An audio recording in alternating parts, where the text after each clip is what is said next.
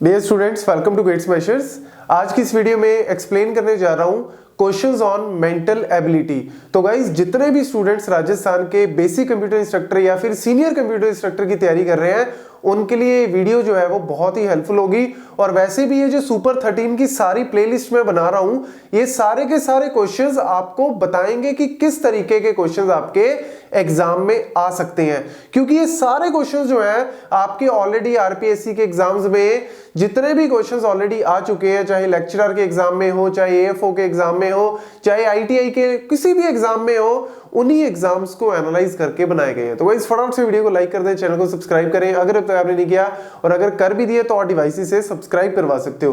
तो चलिए स्टार्ट करते हैं। सबसे पहले यहाँ पे मेंटल एबिलिटी के जो क्वेश्चंस हैं, देखो इसमें बहुत सारी कैटेगरी आती है। जब भी हम बात करते हैं मेंटल एबिलिटी में, चाहे आपका डेटा इंटरप्रिटेशन की बात करें, चाहे आपके सीटिंग अरेंजमेंट की बात करें, चाहे एनालिटिकल रीजनिंग की बात करें, बहुत अलग अलग जो है वो टाइप ऑफ क्वेश्चन आते हैं।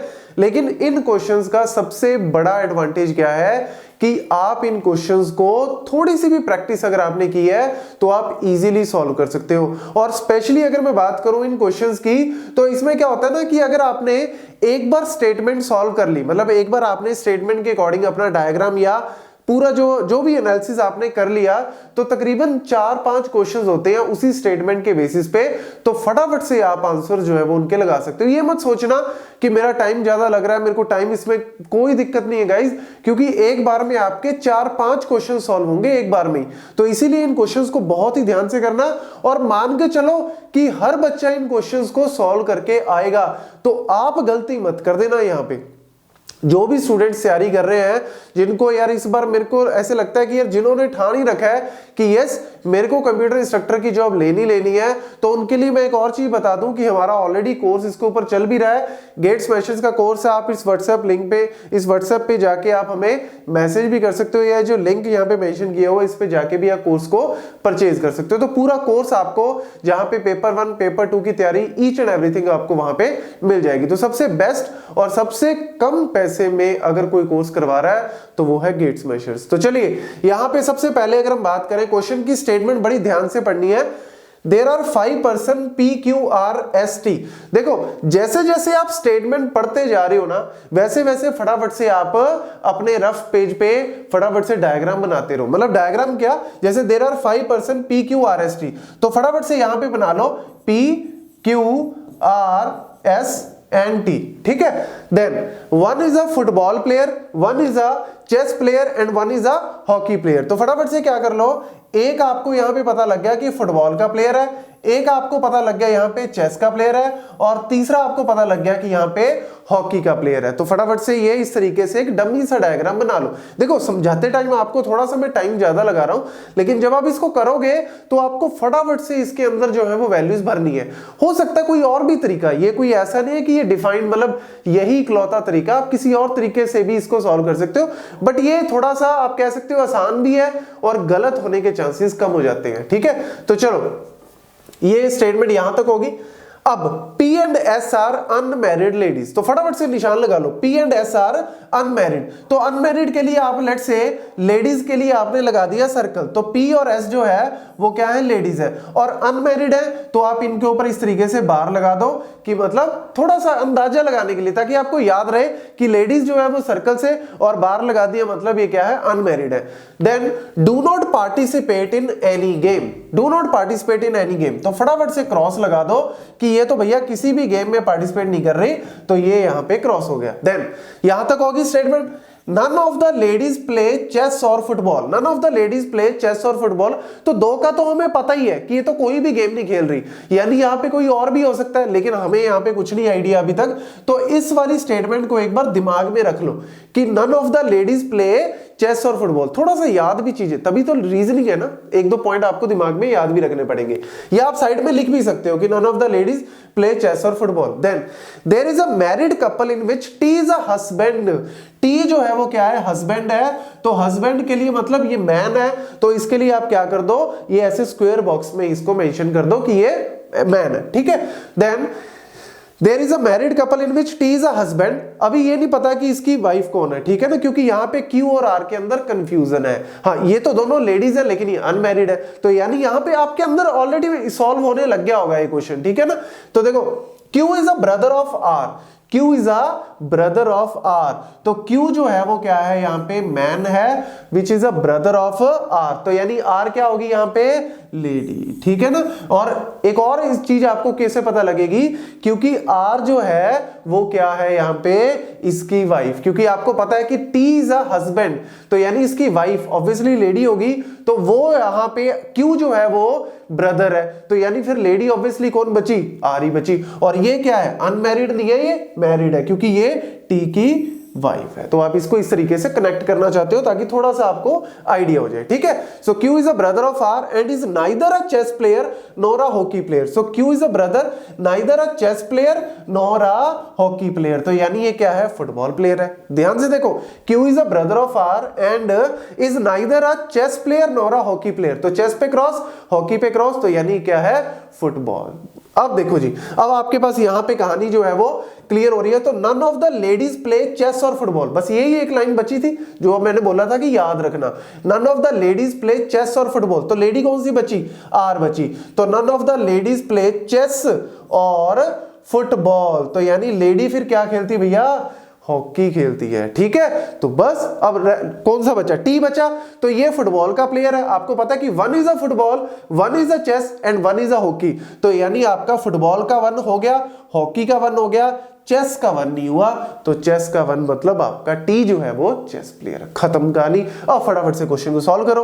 Who is the hockey player, तो हॉकी प्लेयर देख लो कौन है जी, R is a hockey player, simple. दूसरा question, Who is the wife of T?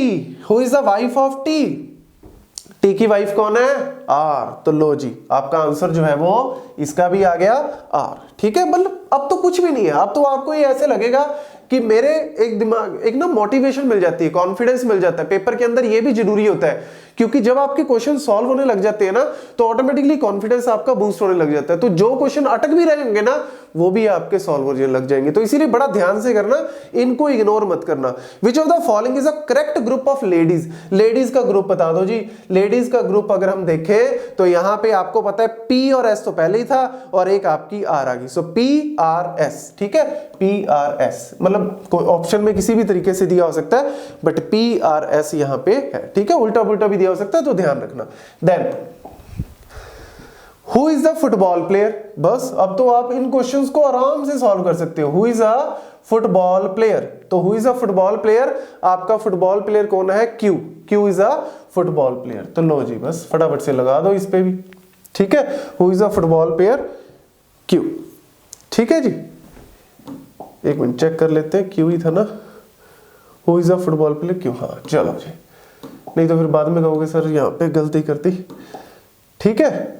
अच्छा who is a chess player भी था, तो chess player I think T था, ठीक है ना, याद ही रख लो टी था, नहीं तो आप बैक जाके वहां पे चेक भी कर सकते हो, करवा ही देता हूं चेक, नहीं तो कहोगे फिर, ये लो जी, ठीक है, चेस प्लेयर टी है। चलो तो इस तरीके के आप क्वेश्चन जो है वो आराम से सॉल्व कर सकते हो, बस एक बार स्टेटमेंट ध्यान से पढ़नी है, ठीक है। चलो जी नेक्स्ट आ गया हमारे पास क्वेश्चन नंबर 6। यहां पे क्या कह रहा है, अब इसमें क्वेश्चन में थोड़ा सा चेंज है बट है वही रीजनिंग वाला क्वेश्चन है, तो इसमें भी M and N are good in hockey and volleyball, तो यहां पे भी फटाफट से आप टेबल बनाने की कोशिश करो। तो यहां पे सबसे पहले हमने क्या लिख दिया, M लिख दिया, N लिख दिया। यहां पे बंदे देख लो कौन कौन है, M है, N है, O है, यहाँ पे O भी है, O के बाद कौन है यहाँ पे, P और N, P यहाँ पे है और N ऑलरेडी मैंने लिख ही दिया तो दोबारा मत लिखना। O P Q, तो O P एंड Q एक और आ गया, ठीक है, O P ऑलरेडी था ही। बस अब यहाँ पे फटाफट से गेम लिख लो। सबसे पहले hockey and volleyball, hockey then volleyball हो गया जी, हॉकी एंड वॉलीबॉल हो गया, then hockey and basketball, hockey already हो चुका है, बास्केटबॉल बना लो फटाफट से। Then cricket and volleyball, cricket यहां पे ऐड कर दो, वॉलीबॉल ऑलरेडी हो चुका है तो दोबारा से गलती से मत ऐड कर देना। Football and basketball, basketball already हो चुका है, फुटबॉल, लो जी ये आपका टेबल तैयार हो गया। तो अब फटाफट से बस टिक मार्क ही करनी है।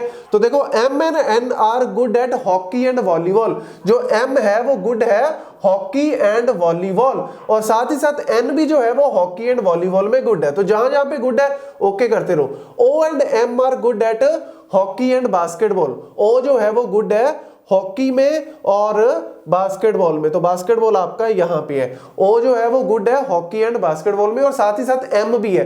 तो एम जो है वो गुड है हॉकी, हॉकी में ऑलरेडी लगा चुका हूं, बास्केटबॉल में और लगा दो। बस जहां पे वो नहीं है थोड़ा और ऐड कर दो, है कुछ भी नहीं। P and N are good at cricket, तो पी जो है वो गुड है क्रिकेट के अंदर, तो टिक लगा दो। और साथ ही साथ पी जो है वो वॉलीबॉल के अंदर भी गुड है, तो वॉलीबॉल आपकी ये रही, ठीक है। और पी के साथ कौन है, एन, एन भी यानी क्रिकेट में गुड है, ठीक है जी। और साथ ही साथ वॉलीबॉल में ऑलरेडी लगा चुका हूं, तो आगे नहीं करना। देन फाइनल आपके पास आ गया O P Q are good at football. Q सबसे पहले लिख लो, क्यू जो है वो किस में गुड है, क्यू जो है वो आपका फुटबॉल में गुड है जी, ठीक है।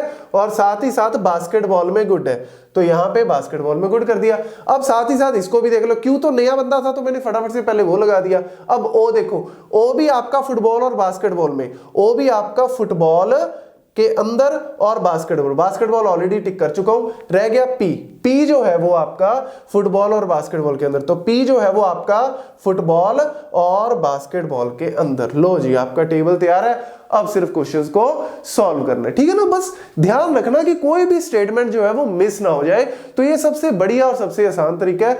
तो फटाफट से देखो, who is good at the largest number of games, सबसे ज्यादा गेम में, ये देख लो जी पी 4 गेम्स में है, ठीक है ना। तो पी जो है वो सबसे ज्यादा गेम्स में है, 4 में। Then who is good at the cricket, basketball and volleyball, cricket, basketball and volleyball, तो क्रिकेट के अंदर और बास्केटबॉल के अंदर एंड वॉलीबॉल के अंदर, तो ये तीनों का कॉम्बिनेशन जो है वो यहाँ पे पी बन रहा है, ठीक है। तो नेक्स्ट का भी आंसर जो है वो आपका पी आ गया। मतलब अब आप खुद से चेक कर सकते हो, जो मर्जी क्वेश्चन पूछ ले। Who is good at cricket, volleyball and hockey, cricket, volleyball and hockey, तो देख लो जी cricket, volleyball and hockey N है, cricket, volleyball and hockey N है, ठीक है। तो बस एन पे क्लिक कर दो। देन उसके बाद आपको इसी से रिलेटेड पूछ रखा, who among the following is good eight 4 games, तो ये तो मेरे को याद ही है, पी जो था, क्योंकि सबसे ज्यादा पी जो है वो सबसे ज्यादा गेम्स में था, तो पी यहां पे आपके पास आ गया। Who is good eight basketball, hockey and volleyball, basketball, hockey and volleyball, तो यहां पे आपके पास बास्केटबॉल, हॉकी एंड वॉलीबॉल, ठीक है। तो इसमें आएगा आपका एन, ठीक है। बस कॉम्बिनेशन है, मैच करके फटाफट से आंसर कर दो। 4 गेम में आपका पी था, तो ये भी हो चुका है, और लास्ट का आंसर आपका बन जाएगा, ठीक है, लास्ट का आंसर आपका बन जाएगा एम, ठीक है जी। तो इस तरीके से आप इन क्वेश्चंस को सॉल्व कर सकते हो, ठीक है। देन हमारे पास आ गया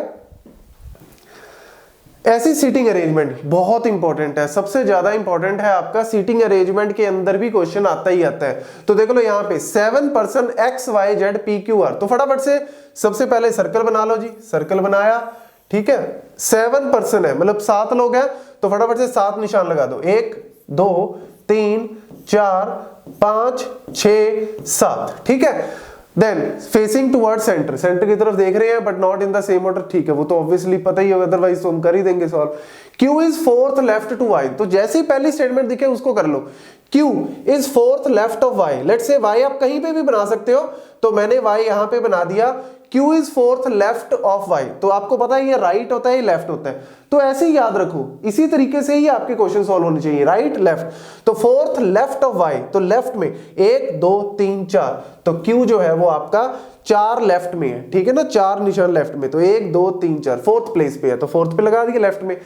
P is 3rd right of X, P is 3rd right of X। अब यहां पे देखो, ना तो P का पता और ना X का पता, तो इसको एक बार दिमाग में रखो, इस स्टेटमेंट को एक बार दिमाग में रखो, ट्राई करो वो स्टेटमेंट ढूंढने की जिसमें Q और Y हो, ठीक है ना। तो एक बार इसको अपने स्टार मार्क कर दिया कि भैया रुको, Y is immediate right of X। अब ये देखो Y का हमें पता है, तो Y के केस में हमने क्या कर दिया, Y is immediate right of X, तो X अगर मैं यहां पे बना दूं तो इमीडिएट राइट आ गया ना, X के इमीडिएट राइट में कौन आ गया, Y आ गया, तो यानी ये स्टेटमेंट भी मेरी हो चुकी है, ठीक है। बस ये स्टेटमेंट जो रहेगी उसको रखो, बाकियों को एक तरह से आप क्रॉस कर दो। देन Z इज 4th, अच्छा ये भी अब आप कर सकते हो, P is 3rd to the right of X।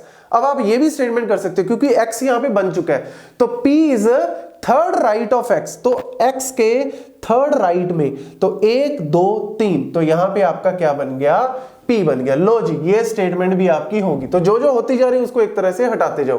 Then Z is fourth to the right of R, Z is fourth to the right of R। अभी देखो यहाँ पे Z और R का हमें यहाँ पे कुछ पता नहीं है, Z जो है वो हमें यहाँ पे आइडिया नहीं लग रहा। R is not an immediate neighbour of P, ये अब आपको यूज करनी है। अब ये आपको दिमाग में रखना पड़ेगा कि Z is fourth to the right of R, मतलब R के फोर्थ राइट में बैठा है Z, बट भैया यहां तो आइडिया नहीं हो सकता, बहुत सारे कॉम्बिनेशन बन सकते हैं। तो अब आप बेटर क्या है, आप उससे नेक्स्ट स्टेटमेंट देखो, R is not an immediate neighbour of P। R जो है इमीडिएट नेबर ऑफ P नहीं है। तो देखो P का नेबर कौन है, ये, और ये प्लेस खाली है, लेकिन इस प्लेस पे R नहीं आ सकता क्योंकि बोल रखा है कि उसका नेबर, उसका पड़ोसी नहीं है। तो यानी R या तो यहां आ सकता है या फिर यहां आ सकता है, ये तो पता लग गया। अब आप ऊपर वाली स्टेटमेंट उठा लो, Z is fourth to the right of R, मतलब Z जो है इसके फोर्थ राइट में है। तो अगर मैं लेट्स से ये मेरा R है, तो फोर्थ राइट 1 2 3 4, भैया यहां पे तो P बैठा है, तो यानी इस पोजीशन पे तो R नहीं हो सकता। इस पोजीशन पे यार 1 2 3 4, लो जी ये पोजीशन खाली है, तो बिठा दो किसको, Z को बिठा दो। सो Z is fourth right of R, yes Z is fourth right of R। तो बचा क्या, S बचा, तो लो जी S यहां पे बिठा दो, खत्म कहानी। अब सिर्फ क्वेश्चंस को सॉल्व करना है। Who is second to the left of S, S के लेफ्ट में सेकंड 1 2, Q, खत्म। अब तो कुछ भी नहीं है, अब तो बस सिर्फ ध्यान से आपको पढ़ के और फटाफट से करना है। Who is sitting between X and Z, X और Z के बीच में देखो कौन बैठा है जी, Y बैठा है, ठीक है। तो X और Z के बीच में कौन बैठा है, Y बैठा है, लो जी खत्म। Final third question, who is third to the right of Z, who is third to the right of Z, ठीक है, right of Z, who is third to the right of Z, तो 1 2 3 R, ठीक है, right of Z में third, so R, लो जी ठीक है। So this is how you have to solve the questions related to the mental ability. तो guys इसी तरीके की वीडियोस मैं आपको और भी लाता रहूंगा। फटाफट से वीडियो को लाइक कर दे अगर अभी तक नहीं किया, और ज्यादा से ज्यादा इसको शेयर करें। Thank you.